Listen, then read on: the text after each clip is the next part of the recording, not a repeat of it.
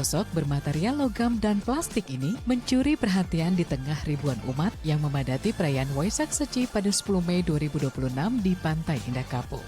Ia adalah Ropi, robot humanoid yang berhasil mencairkan suasana di tengah kerumunan.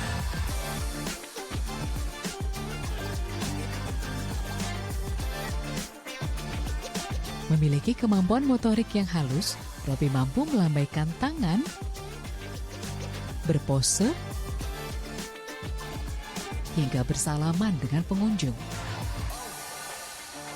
Ropi merupakan robot seri G1 hasil rakitan PT Sari Teknologi, salah satu pusat robotika di Indonesia.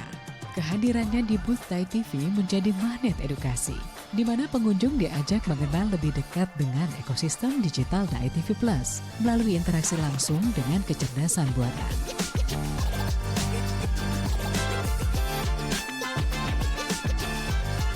Secara teknis, Ropi dibekali dengan kecerdasan buatan dengan fitur sensing kamera.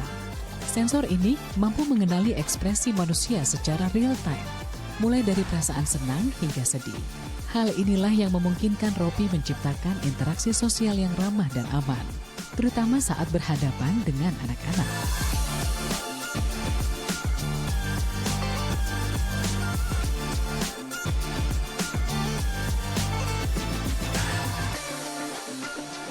Ropi juga memamerkan kelenturan mekanik melalui gerakan menari hingga aksi kungfu yang presisi.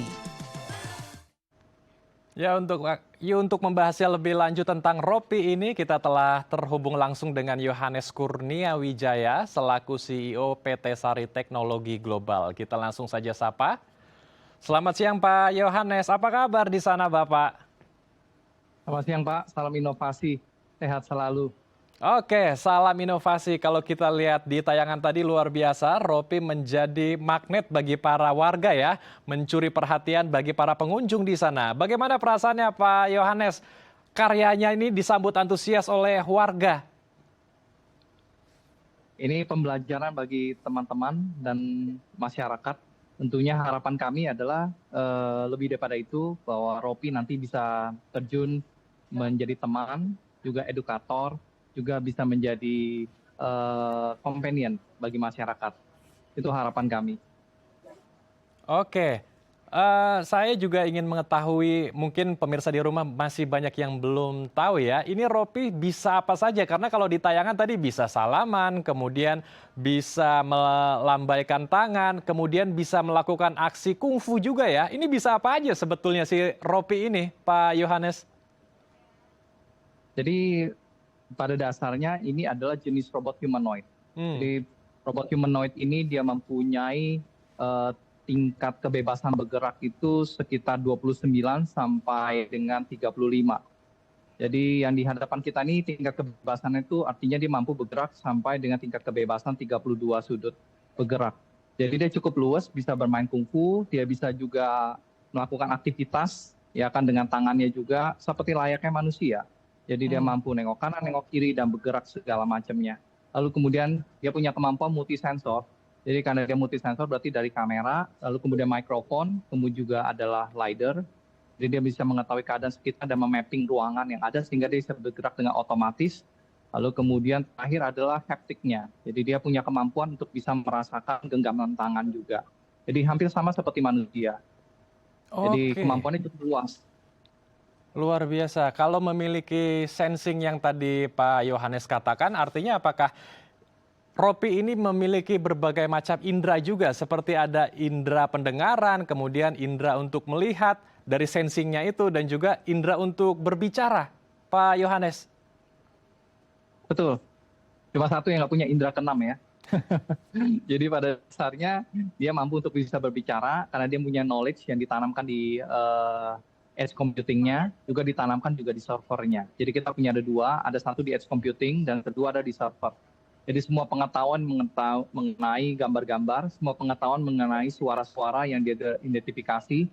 Contohnya adalah saat berkata dengan kalimat-kalimat tertentu ataupun kata-kata tertentu dia sudah mengenalinya. Jadi dari sinilah kita bisa membuat robot cerdas ini lebih cerdas lagi saat dia mengambil informasi yang banyak dari sekeliling, lalu kemudian mencernanya. Jadi seperti layaknya robot Sophia, apalagi ditambah lagi dengan kemampuan large language model. Jadi large language model itu adalah glossary daripada bahasa yang kemudian dipetakan dalam matematika. Dan di sanalah kemudian robot bisa berkembang lebih pesatnya lalu bisa berbicara oleh karena konversi daripada kata-kata menjadi suara. Luar biasa. Lalu bagaimana proses kreatif dalam membangun atau membuat robot ini dan apakah ada sebuah sistem atau chip atau seperti prompt yang kemudian di-save di dalam program robot ini sehingga robot ini juga bisa melakukan banyak aktivitas layaknya manusia? Ya, robot humanoid ini mempunyai lebih dari 3 komputer. Jadi komputer dikatakan kita disebut dengan edge computing. Jadi pertama ada komputer untuk pergerakannya. Tentu dari sanalah kita bisa membangun sistem pergerakan yang luas. Ya, dari sana juga kita bisa membuat robot tersebut bisa bergerak secara otonom, lalu kemudian menganalisa sekitar. Oleh karena pergerakan dia juga harus dikontrol oleh lingkungan sekitar. Lalu kemudian komputer yang berhubungan dengan suara, lalu kemudian gambar, lalu memetakan kembali semuanya itu dalam sebuah database-nya dia. Lalu kemudian mengeluarkan semua deteksi yang ada terkait tentang kata-kata tertentu ataupun gambar-gambar tertentu. Lalu komputer ketiga itu komputer yang diletakkan di server yang dipakai oleh si Ropi kemudian untuk bisa mempunyai glossary pengetahuan umum yang kemudian kita bisa masukkan di sana sehingga dia layaknya manusia saat ini untuk bisa mengambil data-data dari luar. Nah, ini yang kita sebut dengan kemajuan daripada robot humanoid zaman sekarang. Oke. Saya dengar Ropi ini yang ditayangan juga bisa mengenal perasaan ya, ketika ada seseorang yang mungkin sedang sedih atau bahagia, si Ropi juga bisa tahu perasaan yang sedang dialami oleh seseorang tersebut. Nah ini bisa dijelaskan, diceritakan lebih detail Pak Yohanes, bagaimana si Ropi ini bisa seperti itu? Ya, kalau perasaan itu kita bisa lihat dari bentuk muka kita, juga gerakan tubuh kita atau gestur kita. Jadi micro expression kita juga bisa dianalisa oleh kamera. Kameranya cukup canggih karena kamera itu menggunakan 3D kamera. Jadi ada kamera 3D kamera dan kamera RGB juga. Jadi dua kamera ini bekerja bersama untuk bisa mengambil pemetaan mengenai gambar yang ada di depannya. Jadi layaknya misalkan kalau kita sedang senyum, dia akan membandingkan pergambaran saya tersenyum dengan glossary ataupun dengan database daripada gambar yang sudah kita train di dalam komputer tersebut. Misalkan gambar itu saat ini kita sedang happy, dengan muka yang menyeringai, maka dia akan mengatakan happy. Atau mungkin kalau dia lagi sedih, kita menampilkan muka lagi sedih, lalu dia akan mengatakan dia sedih. Lalu kemudian dia akan menanggapinya dengan glossary tanggapan-tanggapan yang sudah kita masukkan di dalam. Nah, di sini saya contohkan bagaimana kami melakukan bimbing kepada robot tersebut untuk melakukan berbagai macam gerakan lewat dari jarak jauh. Yaitu kami menyarankan kepada robotnya untuk bisa foto booth, lalu kita berikan dia pengajaran, oh iya foto booth-nya harus gerakannya seperti ini. Nah, dia akan mengikuti gerakan kita. Nah, seperti demikian. Oke, kalau Ropi bisa mengerti perasaan kita dari raut wajah atau ekspresi muka kita ya, artinya kita juga bisa berbicara dengan Ropi. Ini tidak menutup kemungkinan kalau Ropi bisa menjadi sahabat kita saat kita lagi galau begitu ya, Pak Yohanes?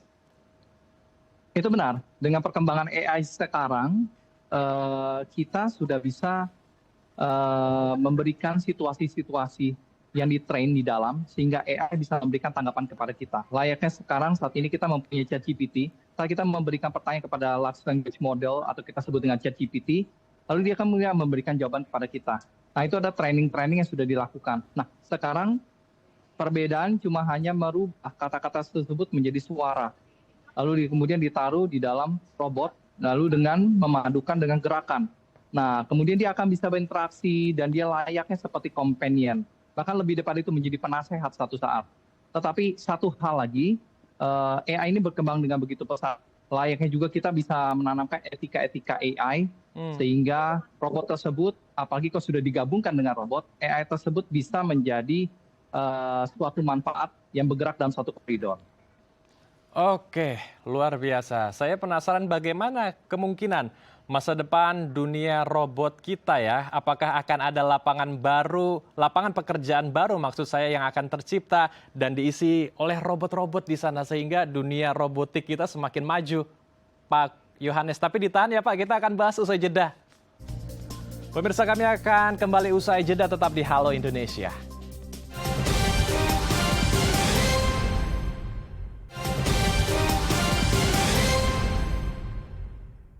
Terima kasih pemirsa, Anda masih di Halo Indonesia. Sebelum kita melanjutkan diskusi dengan Bapak Yohanes, kita akan simak tanggapan masyarakat setelah melakukan interaksi dengan robot humanoid.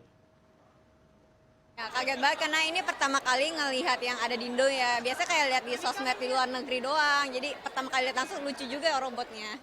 Sempet foto terus suruh dia ngikutin gerakan kita juga. Dia pinter banget bisa ngikutin gerakan kita. Pingin sih kayak bisa bantu kerjaan rumah gak sih kalau enggak? Kaget banget sih, sebenarnya kan suka ikut dari tahun ke tahun. Apalagi saya udah gabung tahu Seci itu dari 2007.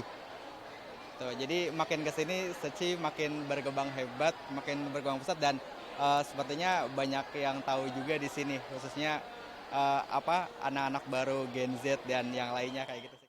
Iya, kalau pengen punya, kayaknya sih pengen punya juga, tapi nggak tahu, kayaknya nggak mungkin juga sih, mahal pasti ya kayaknya. Lumayan takjub juga karena keren banget robotnya. Tadi udah sempat foto sama teman-teman sampai satu sekolah aku ikut foto. Iya. Jadi sempat waktu itu kayak aku lihat di YouTube kan di China kan ya masih ada gitu robot-robot gini. Tapi sekarang sudah hadir di Indonesia dan hadir di acara Waisak ini menurut aku sangat keren dan juga inovatif. Ya, kita akan lanjutkan diskusi hangat kita bersama dengan Yohanes Kurnia selaku CEO dari PT Sari Teknologi Global. Pak Yohanes, tadi di tayangan ada banyak sekali masyarakat kita yang mengapresiasi dan tadi juga ingin kalau si Ropi ini bisa membantu pekerjaan rumah seperti menyapu dan membantu pekerjaan-pekerjaan yang lainnya. Nah, ini saya mau tanyakan Pak Yohanes, apakah ke depan kemungkinan akan ada banyak sekali lapangan-lapangan pekerjaan yang nanti akan bisa diisi oleh robot-robot kita, termasuk pekerjaan-pekerjaan di rumah? Iya, Pak Endru, terima kasih. Pertanyaannya sangat menarik ya. Jadi memang ke depannya nanti akan banyak pekerjaan yang rutin yang akan bisa digantikan oleh robot humanoid Ropi ini. Jadi ke depannya si Ropi bisa menjadi posisinya itu sebagai seorang guru, ya kan, misalkan mengajarkan hal-hal yang berbau knowledge, tentu dengan gerakan. Tapi sekali lagi, apa yang dilakukan oleh Ropi tetap harus juga disupervisi oleh manusia. Lalu kemudian dia bisa melakukan pekerjaan rutin seperti di pabrik, misalkan contoh merakit, lalu kemudian menempatkan barang, lalu mengoperasikan mesin. Lalu yang ketiga dia bisa berlaku sebagai SPG, layaknya di situ akan melakukan purna jual kepada klien, bisa berbicara kepada mereka, berinteraksi kepada mereka. Lalu keempat juga bisa berinteraksi dengan manusia seperti membantu manusia di dalam rumah, maupun juga pekerjaan di perbankan. Misalkan dia hadir di perbankan, dia lalu melayani masyarakat, lalu kemudian melakukan aktivitas di perbankan, tentu dia mempunyai knowledge yang ada. Nah, tentunya dengan kemampuan dia punya sama Ropi, begitu banyak pekerjaan rutin yang nanti akan bisa ditemani, ya, bukan cuma penari, ya, bahkan juga bisa menjadi seorang penterjemah, bisa juga menjadi seorang yang bekerja bersama kita. Saat ini di luar itu skenario ini sudah terjadi, skenario baik itu di hospital, skenario di bandara di Jepang, skenario juga di Jerman yang bekerja di pekerjaan retail, skenario juga untuk menjadi tenaga pengajar juga di China, dan juga begitu banyak skenario yang ada. Bahkan kita tahu juga robot ini mampu kemudian bisa berlari dan juga secara non-stop menempuh maraton yang kita pernah dengar sebelumnya. Dan inilah pekerjaan-pekerjaan yang akan muncul oleh robot ini sebagai humanoid. Oke, luar biasa. Jadi akan ada banyak sekali pekerjaan yang bisa diisi oleh robot ini ya. Ini robot Ropi didatangkan dari Tiongkok dan di Indonesia banyak dilakukan pengupgradean. Boleh diceritakan sebelum dan setelah di-upgrade, ini kondisi Ropi memang seperti apa? Ya, Ropi adalah humanoid datang dari China. China sendiri mempunyai humanoid cukup banyak. Tetapi pas sampai di sini, robot ini secara totalitas berubah. Karena datang dari sana itu, robot ini pada dasarnya itu ada kosongan. Yang dia bisa lakukan itu adalah cuma aktivitas seperti berjabat tangan, lalu kemudian goyangan sedikit, lalu jalan maju dan mundur. Ya, lebih dari itu dia tidak bisa. Seperti yang ada di sini, dia bisa melakukan performance tentang menari, lalu meloncat, atraksi, kungfu, lalu kemudian aktivitas yang lain. Itu adalah aktivitas yang diprogram secara pemrograman body, atau kita sebut dengan pemrograman tubuh. Nah, lalu kemudian kita juga harus merubah dia untuk pengenalan dia tentang lingkungan. Baik dia mengenal dari secara suara, maupun mengenal secara gambar atau visual, maupun aksi-aksi yang ada di depan dia. melalui pencitraan cerdasnya atau disebut dengan kamera cerdas. Dan bukan cuma itu saja, Ropi juga mempunyai knowledge, sehingga saat dia berada di sana dia tahu apa yang harus dilakukan. Apakah dia bekerja dalam satu loop, pekerjaan rutin. Saat ini kan kalau dilihat kungfu ini ada pekerjaan secara rutin, loop.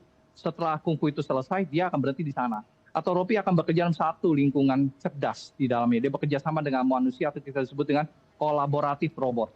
Jadi hal-hal seperti ini yang kemudian ke depannya itu menjadi pengembangan yang begitu masif dan besar dan dynamic. Nah bagi kami, saat ini pekerjaan yang sudah kami lakukan itu adalah Ropi bisa dimanfaatkan sama kami dari yang mulai kosongan, saat ini bahkan bisa menjadi seperti manusia yang menjadi operator dan berinteraksi bersama di publik. Jadi hal ini yang kami punya dan kami kembangkan begitu masifnya. Dan ini yang menjadikan disebut dengan robot pintar Indonesia. Oke, luar biasa. Tentu untuk membuat Ropi ini banyak sekali tantangan, hambatan, dan rintangan. Apalagi sudah di-upgrade dengan begitu banyak aksi ya, multitasking ini si Ropi ya. Oke, lalu bagaimana dengan proses pembuatannya dalam menghadapi tantangan? Karena pasti untuk membuat aksi bisa melakukan kungfu, menari, ini kan butuh banyak sekali program yang di-input ke dalam Ropi. Ya, betul, Pak Andrew. Jadi kita lihat sendiri, pertanyaan Anda sangat dalam. Kita tahu bahwa robot ini ada robot humanoid yang bergerak dengan tingkat keseimbangan yang sangat tinggi. Bagi seorang manusia sendiri bergerak seperti kungfu ini akan menjadi sangat sulit. Kita lihat bagaimana robot ini mencoba mempertahankan diri saat dia sudah hampir jatuh. Itu adalah pola algoritma cerdas yang dimana disematkan di dalam dia yang menghubungkan berbagai macam sensor. Dari mulai sensor penginderaan kanan dan kiri, lalu kemudian sensor bagaimana dia mengenal bentuk tubuhnya dia, yaitu keseimbangan dia, kita sebut dengan gyro, akselerometer atau kecepatan dia, ditambah juga kemampuan dia untuk bisa mengenal melalui gambar-gambar. Jadi saat dia melakukan aksi, gambar tersebut mengambil kesimpulan bahwa dia sedang dalam keadaan tengkurap, atau dia sedang keadaan jalan, atau dia sedang keadaan miring. Dan ini adalah kecerdasan yang tidak biasa. Dan itu kita mengenal, itu disebut dengan kecerdasan artifisial. Dan kesulitannya sangat besar, karena dia harus melewati berbagai macam fase. Jadi kita kemudian setelah fase-fase satu persatu disiapkan oleh kita, apalagi yang ini nih. Yang ini dia mempunyai kemampuan untuk mempresent aktivitas gambar ataupun video yang ada di dadanya. Lalu kemudian sekaligus juga dia menjelaskan sebagai seorang presenter ataupun SPG ataupun pemandu. Dan di sini kita harus menyiapkan semua skenario, dari mulai skenario gerakan, lalu kemudian skenario dia. Jadi skenario gerakan termasuk dia menyimbangkan diri juga untuk berbagai macam gerakan yang diberikan kepada dia. Lalu kemudian skenario dari menanggapi lingkungan, bagaimana dia mendengar suara, lalu berinteraksi dengan suara tersebut. Lalu kemudian skenario berikutnya adalah bagaimana dia bersikap. Ya, melalui pengetahuan yang diberikan kepada dia. Entah dia melakukan visual atau melakukan lewat language model. Jadi begitu banyak yang diberikan kepada dia. Jadi fase-fase tersebut tentu tidak hanya dengan robot kosongan ini. Jadi kalau kita lihat di sini, ini udah banyak sekali dikembangkan. Kita lihat di sini ada kameranya banyak sekali. Lalu kemudian dia punya backpack yang di dalam itu dikembangkan di backpacknya atau di tas belakang dia itu dengan computer edge computingnya dia. Lalu kemudian dia ada punya tampilan di depan layar yang mempunyai bisa interaktif dengan masyarakat. Dan hal seperti ini tidak mudah. Memang penuh dengan fase-fase yang kita mesti lewati. Lalu kemudian diintegrasikan jadi satu. Lalu muncul di masyarakat. Yang tentu masyarakat berharap begitu luas akan ini robot saat dia muncul. Bisa nggak A, bisa nggak B, bisa nggak C, bisa nggak D. Proses itu panjang sekali dari A, B, C, D yang disebutkan. Oke, luar biasa. Kemudian tentu akan ada upgrade lagi ke depan yang akan dilakukan untuk si Ropi ya. Apa yang akan ditanamkan ke Ropi di kemudian hari atau di tahun-tahun mendatang? Apakah akan ada banyak aktivitas yang bisa kemudian dilakukan di tahun-tahun mendatang? Iya, terima kasih Pak Endro. Luar biasa. Ini sudah jauh sekali pemikirannya berarti. Jadi memang benar, Ropi akan melalui timeline yang kita akan kembangkan saat ini mulai dari basic modelnya dia itu ada bisa menanggapi lingkungan sekitar. Berikutnya adalah menangani durabilitas. Jadi dia akan mengalami durabilitas yang cukup sulit dari mulai dia bertahan, lalu kemudian bertahan terhadap lingkungan sekitar, bertahan terhadap pertanyaan-pertanyaan yang banyak, bertahan terhadap noise ataupun gangguan-gangguan di sekitar saat dia menghadapi dengan orang-orang yang berbicara. Kadang-kadang ini kita ya di tengah noise ya banyak orang yang berbicara. Kita tidak tahu suaranya dengan jelas seperti apa. Nah itu adalah tingkat ketahanan yang kita sebutkan. Lalu kemudian yang ketiga dia akan masuk kepada eskalasi kecerdasannya. Jadi kecerdasan dari ketahanan tersebut, dia akan masuk ke kecerdasan berikutnya, dia tahu apa yang dia harus hadapi, skenario apa saja yang dia punya terhadap dengan tanggapan-tanggapan yang ada. Nah, ini ada 3 fase yang kita akan lakukan. Saat ini kita sudah lakukan fase pertama, yang kedua dan ketiga akan membuat Ropi menjadi companion, teman baik manusia yang bisa membantu kita nanti di masyarakat. Luar biasa. Terakhir singkat saja Pak Yohanes, ini luar biasa robot Ropi sangat multitasking bahkan bisa menjadi teman bagi manusia. Apakah ini ke depan akan dijual dan ketika dijual ini target marketnya siapa? Saat ini Ropi sudah dijual dari mulai penyewaan, ya, baik itu saat ini memang penyewaan lebih kepada bagaimana Ropi bisa membuka sebuah aktivitas, bisa menjadi guide, ya, bisa berada juga menjadi penjual atau marketing yang handal, penarik masyarakat datang dengan tariannya ataupun performance, ya. Lalu kemudian dia juga bisa jual secara bentuk fisik yang kita sudah buat upgrade menjadi skenario-skenario yang dibutuhkan. Contoh misalkan ada masyarakat yang skenarionya minta tolong ditaruh di manufaktur. Jadi nanti Ropi akan bersikap sebagai operator. Lalu kemudian ada lagi yang di perbankan. Ropi kemudian akan berada di perbankan, berada sebagai teller atau berada sebagai pemandu di sana. Untuk setiap informasi yang ada, membuat interaksi antara manusia yang mengalami kendala dalam berinteraksi dan lupa kadang-kadang dan susah kadang-kadang untuk bisa merespon dengan cepat, bisa direspon cepat oleh robot karena robot sudah diperlengkapi dengan baik. Lalu kemudian skenario-skenario tersebut itu kita jual saat ini. Dan saat itu adalah apa yang Sari Teknologi Global sudah lakukan. Bahkan itu sudah jauh lebih daripada itu, kita juga menjual yang namanya tingkat kecerdasan artifisialnya. Jadi setelah Ropi itu dijual, silahkan bagi yang mau mengambil, kita bisa berikan kecerdasannya. Oke, semoga Ropi bisa menjadi stimulan awal untuk memperluas dan mengembangkan dunia robotik tanah air. Terima kasih Pak Yohanes telah bergabung bersama kami di Halo Indonesia. Salam sehat, salam untuk Ropi di sana. Terima kasih, salam inovasi Indonesia. Salam inovasi Indonesia. Pemirsa, usai jeda kami akan mengajak Anda melihat pendekar silat dari penyandang disabilitas. Usai jeda di Halo Indonesia.